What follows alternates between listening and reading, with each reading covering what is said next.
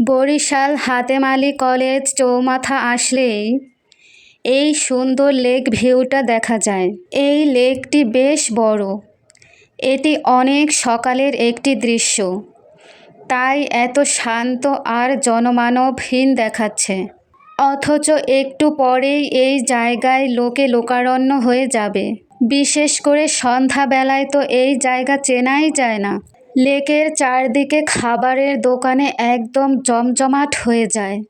প্রায় সব রকমের স্ট্রিট ফুড পাওয়া যায় এখানে। আর এই হচ্ছে লেকের পাড়ে খুব সুন্দর একটি বটগাছ। এই জায়গাটা হচ্ছে লেকের পাড়ের একটি আকর্ষণীয় পার্ট। সন্ধ্যা হলেই এই বটগাছের নিচে চলে লোকজনের ফুচকা খাওয়ার পার্টি। একই জায়গা, সময়ের পার্থক্যে একদম ভিন্ন দুটি রূপ ধারণ করে। আমাদের বাড়ি থেকে এই লেকের দূরত্ব খুবই কম, মাত্র 2-1 মিনিট হবে হয়তো। তাই প্রায় আসা হয় এখানে।